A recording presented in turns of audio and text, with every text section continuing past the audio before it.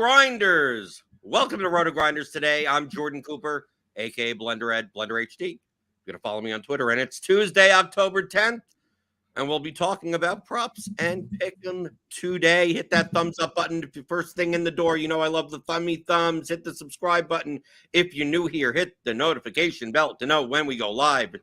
It's a quiet Tuesday, kind of a quiet Tuesday. Opening day for NHL.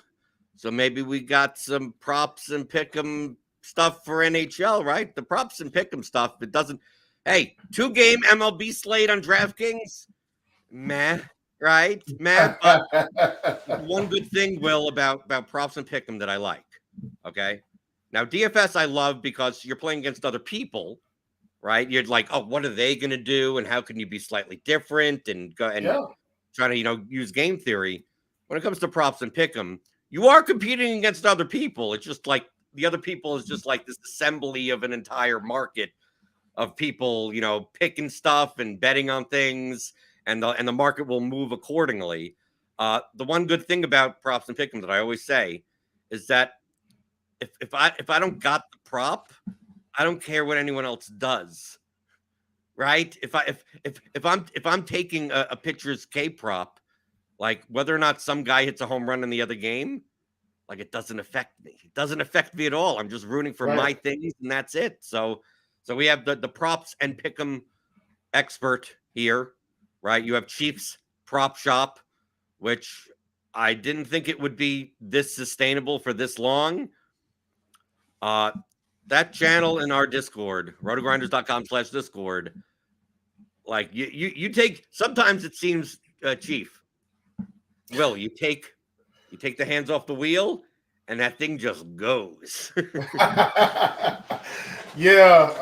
Definitely glad to have the channel, thank the company and thank Dan and everybody that kind of helped to get that up off the ground. I will say I feel like we're the first, and I could be wrong, so I'm not saying definitively, but I think we're kind of the first major company to kind of really pour into let's call it specialty channels for people that have strengths at the company. Like you've got your channel, and Grant's got his channel, I've got my channel, and I feel like we're the first major company that kind of did that. And I think it was a great idea, and once again, the channel's pretty active. The difference between my channel and your channel is like night and day.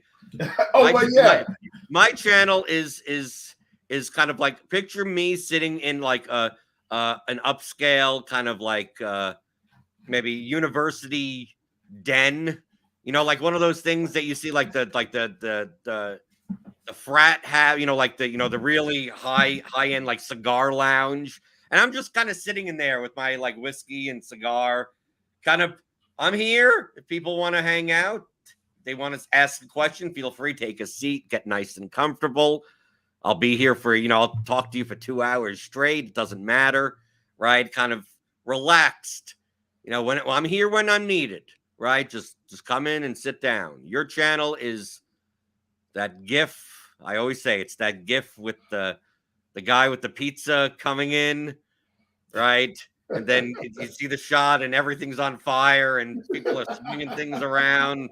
Or the other one where the it seems like the flamingo or whatever, the duck is, the bird is flying through and everyone's on top of the desks. It's like that's more the vibe of your channel.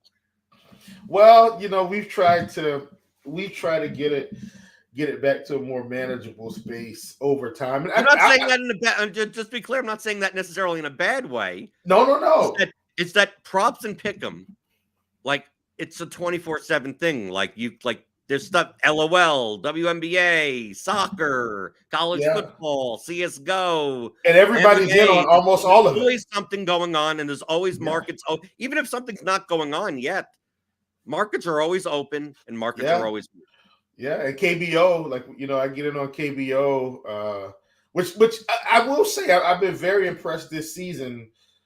They've been getting KBO out, like the offerings, roughly like later evening, sometimes early evening, like somewhere between 6 and 8 p.m., which has been great because I haven't had to stay up all night to see if what we're going to get or how we're going to. They've been really good, and that's even transitioned over to Underdog. Underdog incorporated KBO this season, and KBO is actually one of my more profitable sports. Believe it or not, it's smaller slates. Like there's only 4 or 5 games a day, and kind of once you get used to the matchups and who's playing, and you can kind of get on the fly. And there are some sites that I used to actually like pull real data. Like I'm not just guessing. Well, obviously I'm not guessing, but that's been one of my more profitable sports. So now we got college football, Blender, and college football is today.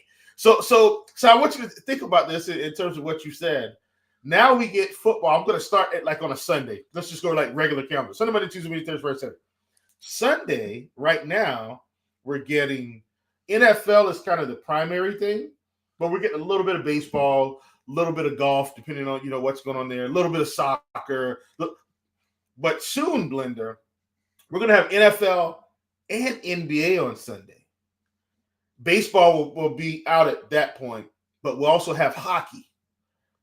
And then we'll have that for like college basketball also. Right. College basketball will be on Sunday. So I mean we're in the spot right now where if you want to kind of try to figure some things out in the pick'em streets, hopping in the prop shop would be a reasonable place to come. Like, you have to sift through, what you think may be happening or may not be happening. Like it takes, if you're new, you're going to be overwhelmed the first couple of days. Because it's like, wait a minute, everybody's posting. Who do I follow? Who do I trust? You'll figure all that out within a week or two. And then you kind of know how to manage it. But like we've got college football tonight. I'm going to be in on college football.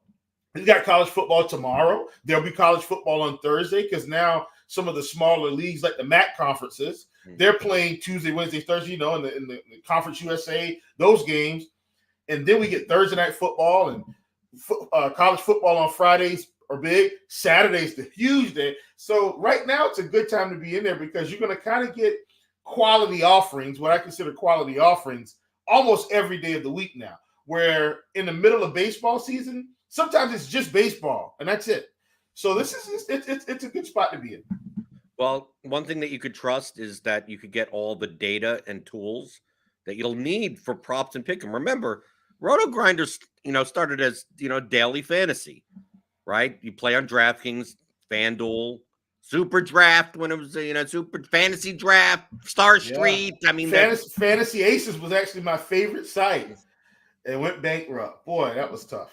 Right, but I mean, we have a history in building fantasy projections, right? Yeah. So building fantasy projections, we have a team. We have a data science team here. We have a full-time data science team. We have Jamino in charge of everything. We have people that all their job is to build projection models. So like NHL is starting today, and you could use our tools. So for instance, like for baseball, I always show like Derek Hardy's bat projections. So I could use these bat projections not just for DFS purposes, but I could convert the means into medians and use them for pick'em and props. And we even have like here's our NHL DFS projections by Dane Forden, Moneyball 16. Mm-hmm. He does all of our NHL projections. So if you're going to play NHL DFS, we got this for your DFS play, but here's all the statistical projections. If you want to go and compare markets and go, shots and points and goals and assists, you could utilize this right on the books. And we even have a tool. This is if you're a RotoGrinders premium member, that a fantasy pick'em tool for prospects and underdog, where you could go to any sport that we have projections for. I'm not going to show it because it's for premium members. And you just click the NHL tab or the NFL tab, and it'll show you when the projections have been updated, college football, and it'll guide you specifically, especially if you want to look at that. You could also look at PrizePicks itself, and if we show this on the screen, Steve, that we have the overlays.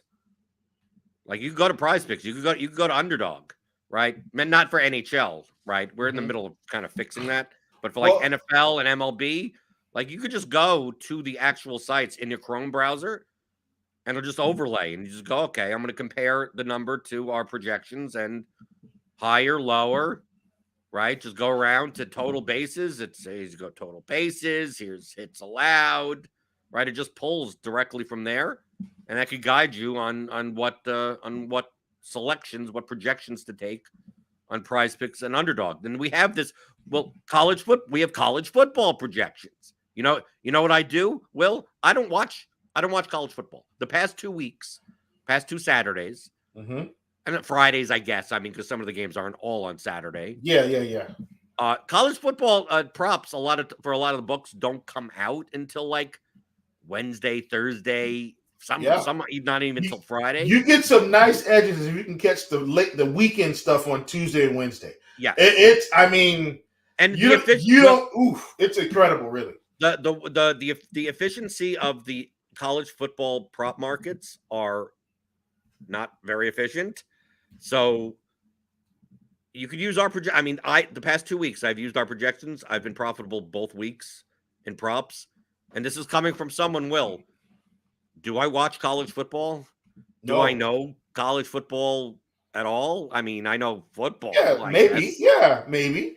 No, but I don't know any of this. So like it's always nice to go and take like Keon Coleman under 81.5 receiving yards, and like his projection is like 57.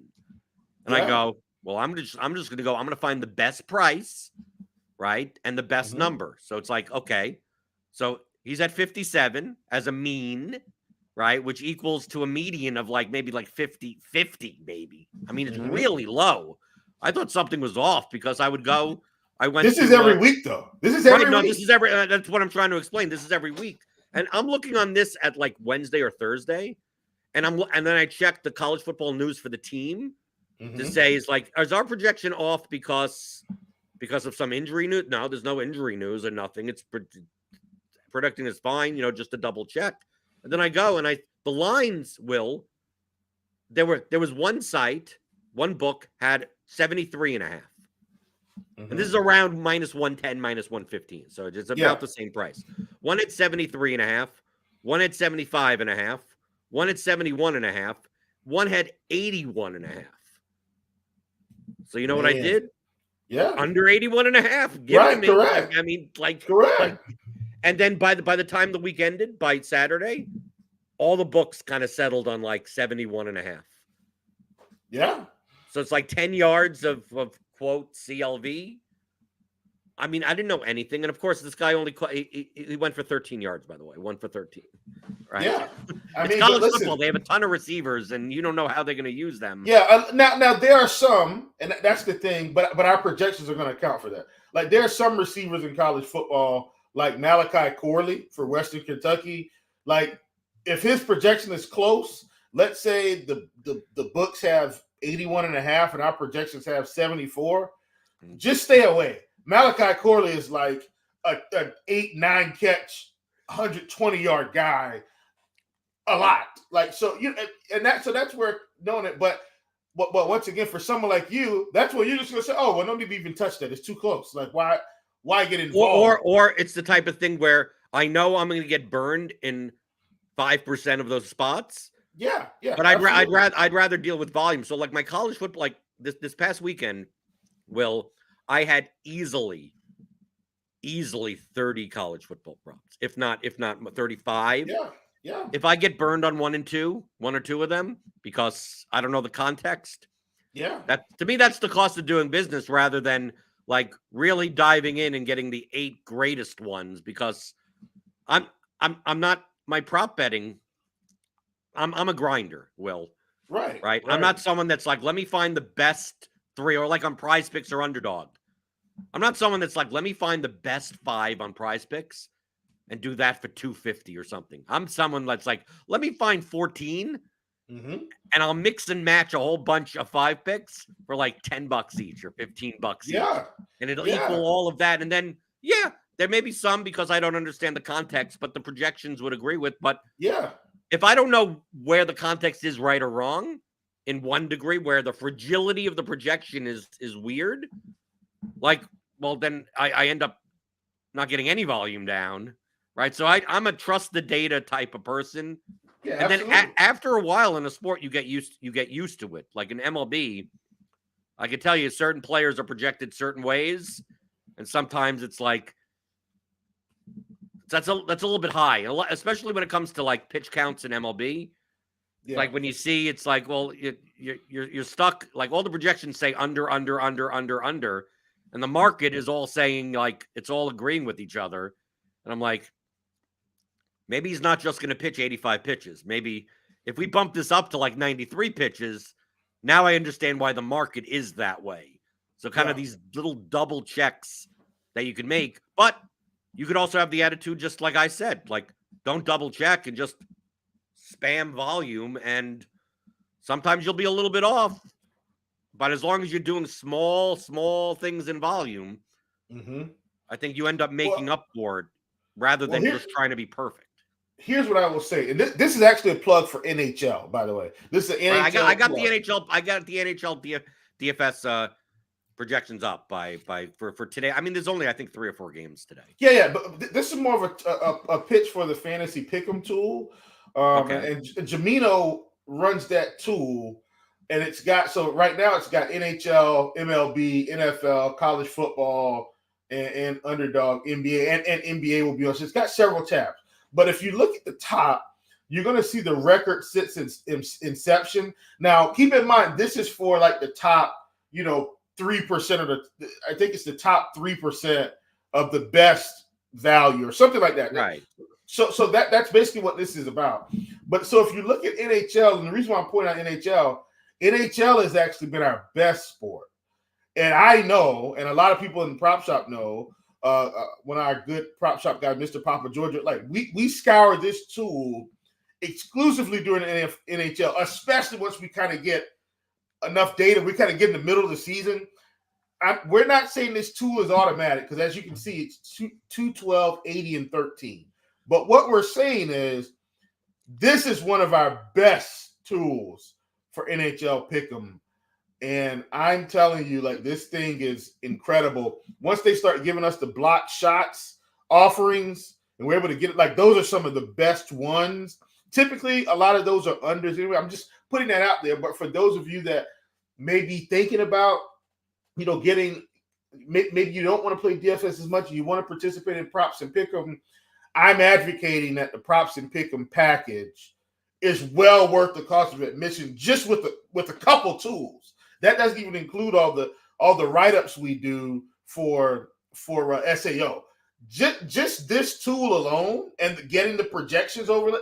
Well, the projections overlay I think isn't part of it, so don't quote me on that. Right, well, that's why I like. Why do you think I like the DFS? I get the combo premium, right? Obviously. Right. So what I will do. Obviously, I can take a look at this. This is for Prize Picks and Underdog, and obviously the prices on Prize Picks and Underdog are different than what are offered on the books, and the numbers could be different because they don't mind putting up like even numbers. You're not going to get a one-shot prop over under. It's going to be a half. It's going to be 1.5. What I do is that I will take these projections. I will download. We have CSV downloads here. So it's very similar to baseball. I will download the entire CSV, and then I'll bring that into Excel, and then I will compare the numbers, I scrape data from the sports books, and use it as a pseudo odd screen of like, okay, Kucherov has 3.29, 3.3 shots. What's the number? As a mean. How do I convert that to a median? Very simply, you could use a Poisson distribution for, it's not perfect. And then compare the lines. Now, this is obviously stuff that's outside of RotoGrinders, right? But you could even eyeball it. I will. Sometimes people try to be a little too exact, especially when you're betting recreationally, right? You're trying to get the best bang for your buck. Mm-hmm. They're like, well, no, I need to have a system like you do, Jordan. I need to learn Excel. I need to learn Python, right? I don't even know Python. Sometimes it just comes down to, does it seem like a big enough difference? And if it seems like a big enough difference, take it. So you take a look at something like Prize Picks here for NHL, right? We have the number one thing on NHL is Andreas Athanasio. I'm not even sure how you pronounce his name.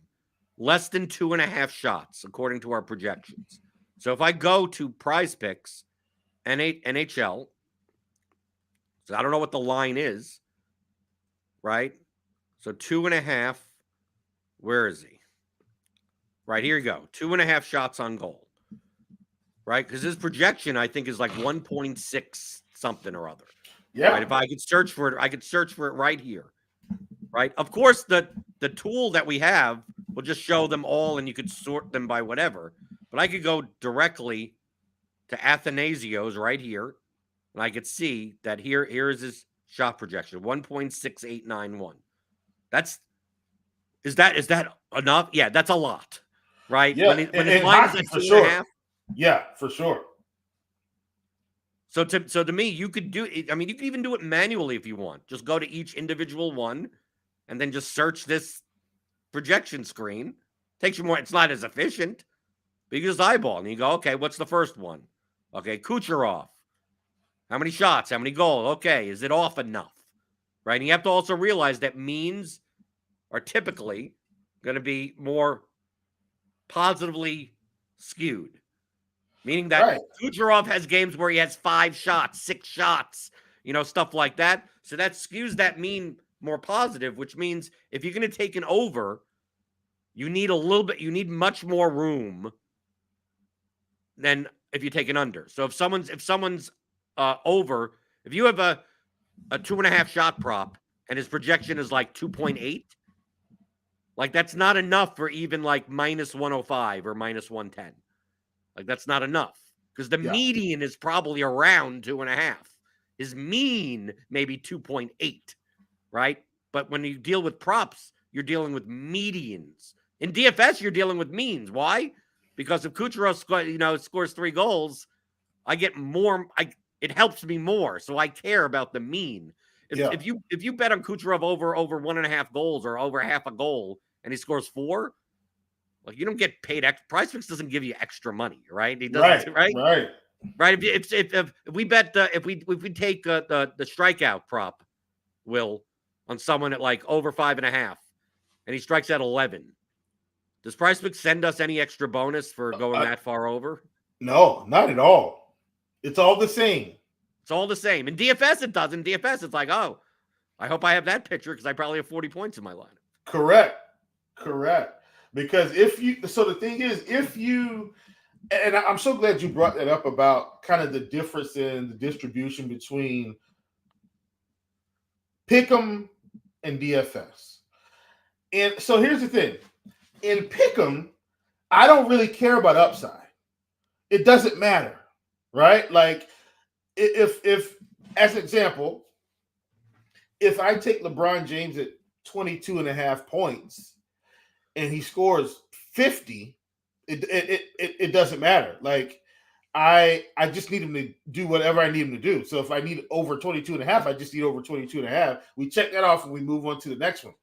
But as you've presented such a beautiful case here, in DFS, if LeBron James scores 50 real points and I don't have him that night or I don't have enough exposure, let's go with that, enough exposure, I'm probably saying, well, I'm not winning tonight, not first place, right? Maybe I bring it, maybe I recoup some of what I've invested, but I'm probably not winning because I didn't have enough shares.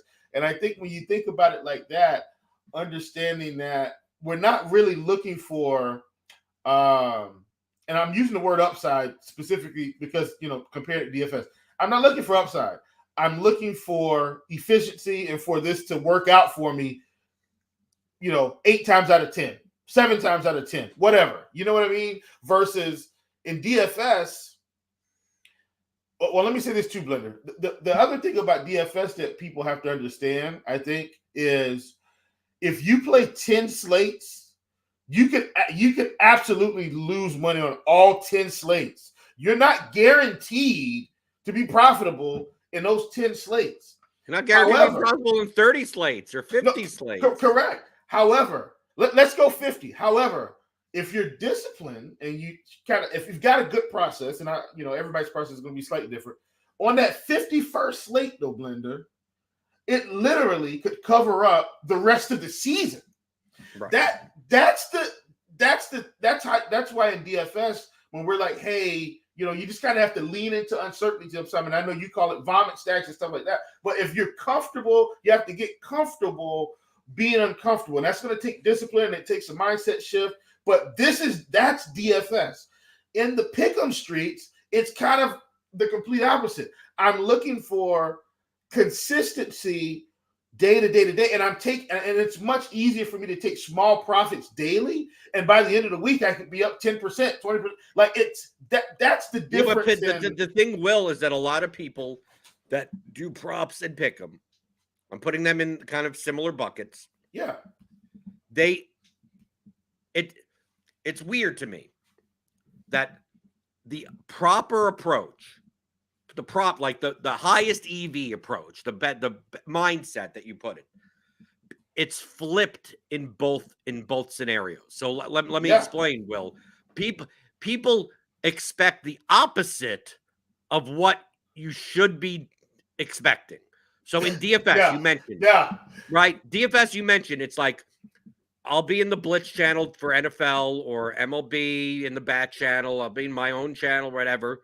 And it's like, you're playing GPPs, right?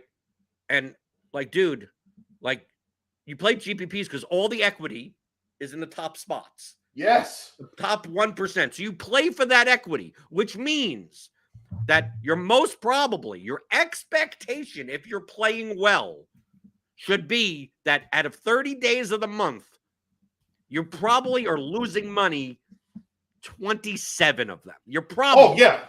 Yeah. The 3 days that you don't lose money, you're looking for GPPs.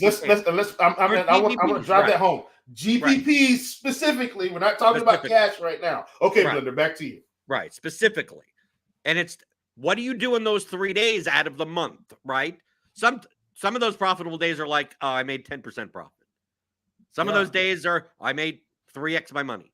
And some of those days, I made 1,000x and 50,000 in first place. Like, one of those covers the entire year, and then you still have tons of profit, right? Yeah. So that's the expectation. But in DFS, a lot of times, from my experience, someone will go 30 days playing the GPPs. I'm even talking like single entry GPPs. I mean, it's not just multi-entry, whatever. It's anything.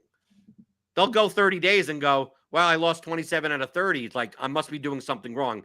Now I'll get a question of, how do I make money more consistently? I said, well, that's not the point of that's not how GPPs are played. So if you want to do the consistent type of thing, you need to have an edge in double ups and head to heads, where your goal is to win like 58+% of the time. And if you do that, you're going to grind out. You're never going to win 50 grand at once from a $20 entry, but you could grind out a little at a time. So people's expectation in DFS a lot of times is, why aren't I winning more often, right? More consistent. Shouldn't I be profiting at least half the days? And I go, no, you shouldn't. Right. You literally shouldn't expect that if you're playing right. And then in the opposite end of the spectrum in props and pick'em, what I end up seeing is that I'll go and I'll say, well, in order to grind out props and pick'em, especially props, because pick'em, you got to pick like 5 and 6 and stuff like that. But in props, it's like, dude, I have a threshold of what edges I'm willing to take on a certain day. I use the projections here at RotoGrinders as well as aggregate others. I look on the board. I wake up in the morning or after this show, and I just, what's on the board? What are my bonuses and promos, right? I got to take advantage of my boosts and anything that they offer, price out different things. And it's just like, I could have 50 things going at once and just 50, 60 things on a day for small amounts of money. And then if I get like 8% return on that, I could do that day in and day out. It's out of the 30 days in a month, it's quite possible that 27 of them are profitable. It's quite that's a very good month, but it's possible, right? Yeah, but the thing is that I'm not going to make 10 grand on $10, $20, $30. It's going to be grinded out by the end of the month. I have I have $1,800 or something, or $2,000, little at a time. But, Will, people go into the props and Pick'em Street and they go, I'm going to, instead of, they have $100 that they're going to use today, for instance, on props. And instead of going, well, I'm going to do 20 of these at $5 a piece, they go, I'm going to do $25 on 4 like 6-leg parlays of a whole bunch of stuff. And then that's the equivalent of playing GPPs. So if you're going to do that, especially at the high holds, I'm not even sure if that's even a profitable approach. You would need to have an edge on all the legs and make up for the hold. But even if you did, your variance would be high. We say this on Underdog and Prize Picks. You can 6 picks on Prize Picks have the highest EV, as long as you have an edge of -120 or -118 or better on all of your legs. The thing is that you're going to miss on those. Like if you did that for an entire month, if you hit twice, that's a profitable month. If you hit 3 times, that's a great month. The other 27 times you get it. You get 5 out of 6 for 2x. You get the 0.4x for 4. You get some money back. But then people go into the prop streets and the pick'em streets. They put together these 6 picks and they go, why aren't I winning? Like shouldn't I be making money like every other day? Like, no, you're doing the equivalent of a GPP by needing to get 6 at the same time. So it's like that expectation seems completely flipped. Right. You have the mindset the complete opposite when you play DFS and props. Whatever you expect, it's the opposite. Right. And see, the thing is, people, I think, once you've been doing this long enough, like, you can kind of understand how to put things together to make it work. So for instance, and let me say this, for me, I do play a lot of 6 picks, and I hit a lot of them. But once again, I'm also not expecting to win every one. And that's the thing. Like, I know going in, hey, if I play 10 of these, for me, and I probably should track this a little bit better in terms of how often. If I play 10, I'm probably going to hit 3. Most likely. Like, that's about the range I'm in. If I play 10 6 picks, I'll probably hit 3. Well, you got to understand, me playing 10 at 1 unit, for example, like, I'm getting back 75 units over my 10 that I put. Let's even take it down. But let's say I hit 2 out of 10. I'm still way more profitable, but I've been doing this a long time. So if you're just coming in, you got to understand, like, there is some, if you don't have a system and a way you want to do it, you're going to be all over the place. So, like, for me, especially right now, like, I'll tell you right now, I'm building right now. I'm going to take Andreas Athanasiou at 2.5 goals. Obviously, I'm going to take less. I've got some. I was talking with Tuttle this morning. We've got 2 for college football. Quentin Cooley in the rushing yard streets at 75 rushing yards. Is this on Prize Picks? Yes, we want less than that. Okay. And right, then at projection up here says 47. Thank you. You see what I'm saying? So we go to Holden Willis. He's another one. Holden Willis at wide receiver at 69.5, and I think we've got right. See, so that's enough. I mean, look, Will, I could put this together without even you telling me because we got the projections here. Okay, correct. And so what happens is I end up building this way, and then there'll be some others that I will include. But what I'm saying is, how about Sibley, the Sibley guy? Absolutely, we just plug him in, right? You just plug him in. Well, we do have. Well, it looks like with the Liberty offense, where we have low because he's correlated to the Cooley rushing yards. Yeah, so maybe I'm just noticing that, like, it's probably because we have Liberty low in our project. I'm not saying I'm not questioning whether or not. And these are updated because I talked to Tuttle and he was like, yeah, they're updated. He shot me the link for the DFS level, and then there is a running back that I'm high on because so this is one where my personal opinion and the reality of the situation are going to kick in. So if we go back to running back at rushing yards, there is a guy there. If you go down, but you see, look at that. Okay, now let's talk through that, Blender. So you're probably not going to plug Nate Noel in, or you probably would because we've got a project. That's a real projection. That's That may satisfy 55%. Right. That's a real 107. projection. Blender. But guess what? I got him this morning At at what? 101. Yeah, that's great. You see, I got him this morning at 101 because we were talking through it early. And of course, we already knew the books they're going to start adjusting. We got Braden Bennett this morning at 52.5. You see what I'm saying? Right, now So he's it's 60 and a half. Right. You right. got right. You want to get them as early as possible. Right. So those, and let's go back to passing yards. Joey Aguilar should be another one that's really good. 247. Wait a minute. I think that's Blender. Let me check that projection.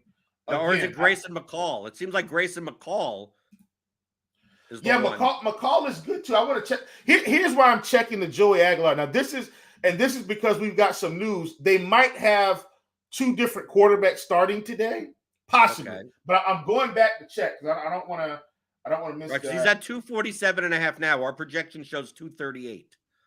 Yeah. Let me see. Did you get him at a higher number? Did you get him at like? See, maybe I need to refresh. I've got him at 186. Give me a second. Give me a second here. 1 second. I'm refreshing what I had. Football projections? Yeah, I'm refreshing right now. I've still got him at 186. Well, let me refresh my. Right, you want to make sure the overlay is correct. Yeah, I've got it, but those other ones are right. I know that for sure. Right. So maybe it just didn't update. There we go. Yeah, now 186. Yes. Okay. So what I'm saying is so when you put these kind of cards together. So let me put it down. I'm gonna literally do this. Yeah. So we got the Athen, whatever his name is. Correct. Athen under 2.5 shots on goal. Yeah. We're going to take college football, just using our projection. Joey Aguilar under. We got rushing yards. Cooley. Right, we're taking Cooley. Yep. Right, Cooley is good enough. Okay, right. And then we got receiving yards on Willis is under. Yep. And Sibley's. Yeah, see, he's back up now. Good. Yeah. That's right. That's right. That's okay. But everything else is looking good. So what I'm saying is you got those four in. I've got in about because see, I've got Cooley, Noel, Bennett, Aguilar, Willis. Yeah, but you got better numbers. I'm not going to. No. I'm not telling you to take them. But what I'm saying is when you're trying to build quality lineups, you can probably plug in some baseball. Like I'm probably a lot higher on Framber than not Framber, Christian Javier and some of these guys. Like what's another NHL one we could see? How about Mark Stone? Right, at 2.5. Yeah, I think we got Chris Lang, Chris Letang. Right. Let's see. Stone and Letang. Let's see. 2.5 shots. Cody Glass, less than a half a point. So Stone and Letang. Let's take a look. Yeah, let's see what we got. Literally, what do I know anything about hockey? No. I'm just using our projections. So what do we got at shots on goal? Right, because it's not going to overlay because the extension doesn't work here. Right. I think right now we got Stone at 2.5, Letang at 2.5. Yep. And do our stat level projections agree? Right. Stone and Letang. Yeah, they're both at 2.5. And if we take a look at the literal stat projections, so we're looking at shots. I could use the find function. Stone shots 2.13. Okay. Letang is at 2.17. Okay. Right. So I mean it's these are okay. Yeah. And then we have the Stone one at Stone's points. At what do we have? Points 0.92 from Mark Stone. Is there a different Stone? Cody Glass we're looking at. Okay. Cody Glass, half a point. Cody Glass. If we look at our statistical projections, 0.48. So that's close, but close. It's it's fine. Yeah, still. I think let's go with Mark Stone under 2.5 shots. Okay. Is that on the same team as? We'll see. I don't know. So my point is, there's a method to the madness sometimes in trying to put these combinations together. And so you're going to increase your upside if you get what you feel like are the best options, right? Because if you're sticking to the best, when you're trying to build these 6 picks, you're going to come out ahead in the long run. And so this is how I'm gonna do this. I'm gonna do the 6 pick: Aguiar, Cooley, Willis, Stone, Athanasio, and Letang. All these unders. I'm gonna do it for $30. Right. And here's Is that good for you? Yeah, real money. Absolutely. So Blender, and my last comment on this is this. Don't feel like you have to hit today. Right? Like because the thing is, so like I think a lot of times these are 25 Xers. I mean, dude, right. If you did this for 21 days in a row and just hit one for all 6, you're good. You're good. So you could go 3. You could do one of them for 3 weeks. Right. And miss all. I mean, obviously you get some back with 5 out of 6, and you do get some back. And see, that's the difference between this and DFS, right? You're more likely, in my opinion, to come out profitable in a shorter amount of time. Now, it's not going to be the 1000x profit like we've already discussed, but they're going to be out of a week. If you ran this 7 days, you probably get 2 or 3.4x's, a double up, two full losses, and maybe you get 1 full hit. As just an example, right? Or you get 4 days of 0.4x, 1 double up, a loss, 1 full hit. But you're still going to come out ahead because of the small chunks that you're getting back in between all of those other times. Which is much different than the regular sports books. Like if you don't. If you did a 6-legger, you're going to get paid, like on these prices, you're probably going to get paid more, right? Yeah. You could price it out, but I mean, if you get 5 out of 6, you lose. I mean, like it's not right. You don't get it. You don't get any money back on a 4 or 5 like you do, right? You don't even on underdog and stuff like that. So that's baked into the EV. So if you priced out this 6 pick, on let's say DraftKings or something like that, you'll see that like you'll get way more than 25x. Yeah. Right. Yeah. You'll end up getting, this may be a 55-to-1 type of payout, but remember, which is plus 5,500 for those of you that may not understand the terminology. I'm just giving it to them simply. Yeah. Right. Yeah. But you have to hit them all. I mean, you get no equity back on 5 out of 6 or 4 out of 5, or if you do any of those. So if you're going to price, so this is what I recommend. If you have access to a state, if you're in a state that you could play both Prize Picks and Underdog as well as on the regulated sports books, if you're gonna go and play a power or a straight, right? Like on Underdog, if you play go to what you should do, compare the number and at the sports book, and if like typically a 4 power on Prize Picks is what you get paid 10-to-1. Yeah, 10-to-1. Right, that's plus 1,000, which means you have to get all 4 of them right.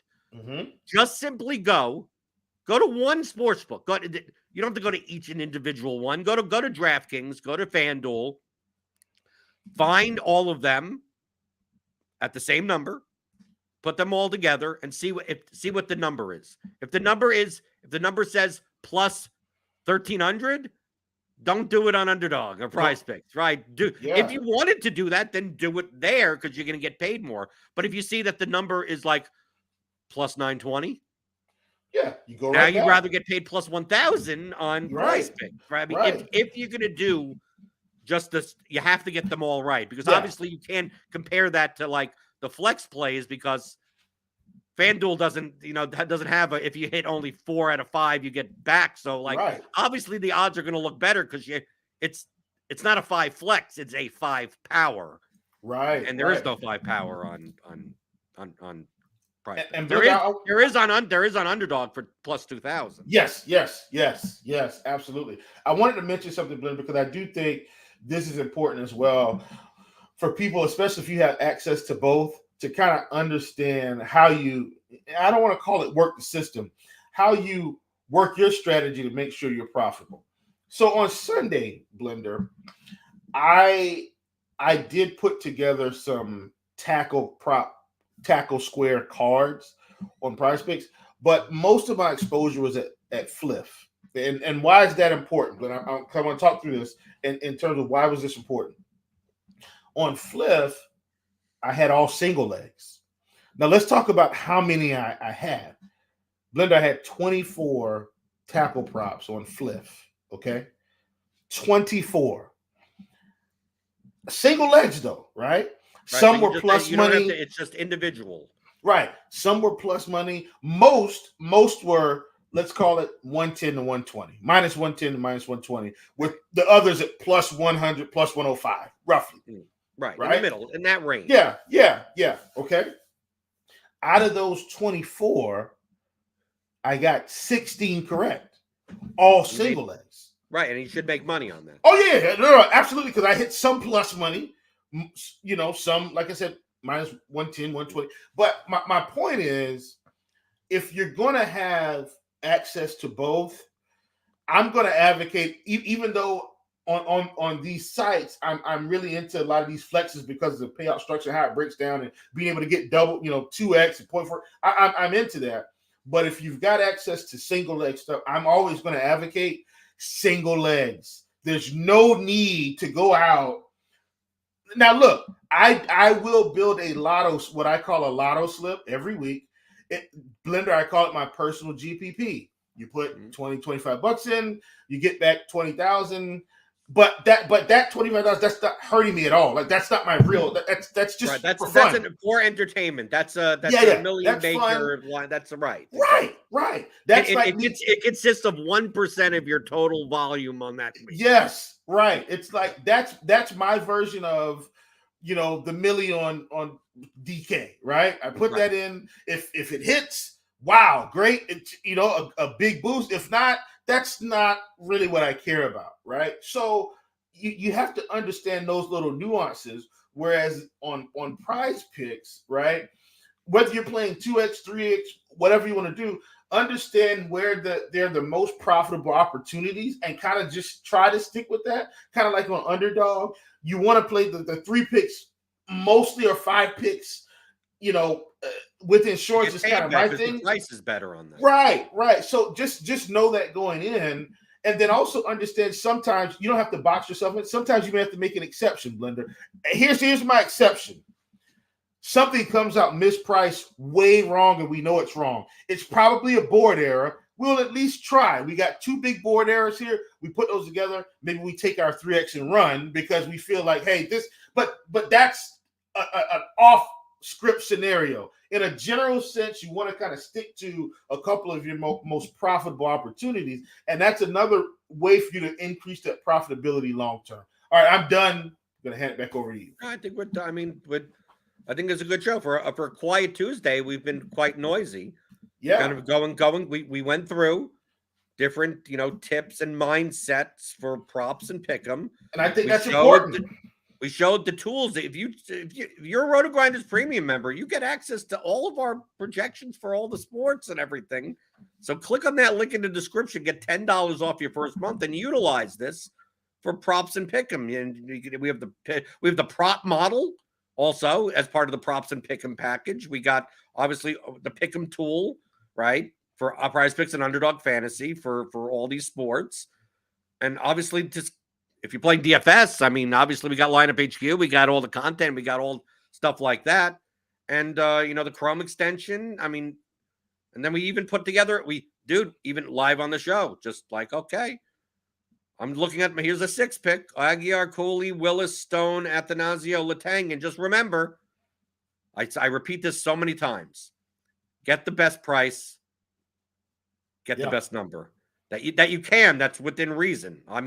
Sometimes if you told me that Quentin Cooley's number on less went down to 474.5, that would still be of value, right? So don't be like, absolutely. Well, Jordan got it at 75, so I couldn't get the quote best number.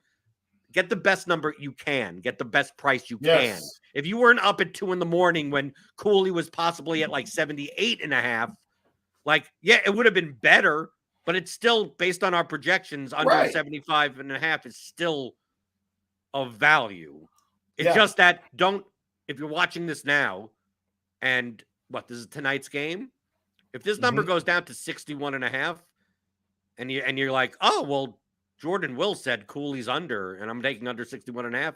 That's what you shouldn't be doing. Right. Because Right. all the value, right. that all the 14-yard difference now makes it the lower and the less. Yeah. Like that's not value. That's now negative EV because it's not. We're not predicting what's going to happen. We're just what's the percentiles of all the outcomes. We have projections for that, and at what point is it profitable to take the more or the less? And that's why it's like that 101 that you took on the rushing over.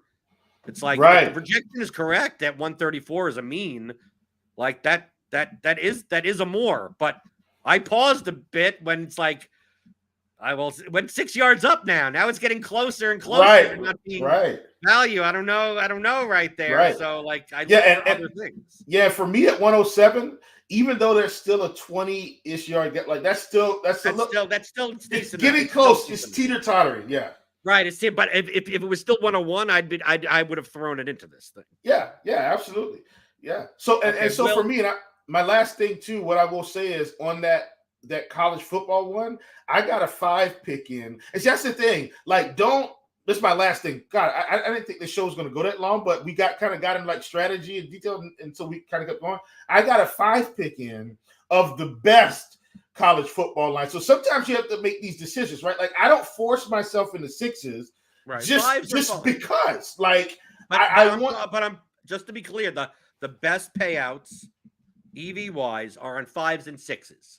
Yeah. If you want to do a 5 flex instead of a 6, fine. You're giving up a little bit, but it's still way better than any of the other, way better than 4s and 3s. Absolutely. Way better than Absolutely. And so the thing is, and I think people need to know that, like, don't pigeonhole yourself into I'm a 6-pick person, I'm a 5-pick person. Like, and there are scenarios where, okay, you feel a certain way, you don't feel a certain way. But for me, when I realized I had 5, and it just happened that way, right? Like, I didn't force it. I said, okay, what are the best college football things that we have right now? It just happened to come out to 5. And I said, well, no need to force anything in. These are the best offers we had. So I got Cooley at 75, Nate Noel at 101, Braden Bennett at 52, Aguilar at 247, and Willis at 69. I just put it in. I said, hey, this is it. Like, great.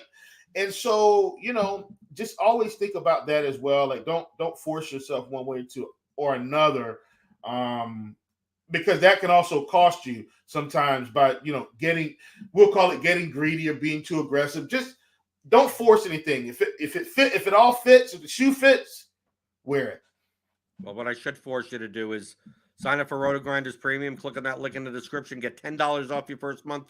Join Chief's Prop Shop, Blender's Game Theory channel, on our Discord, rotogrinder.com/Discord.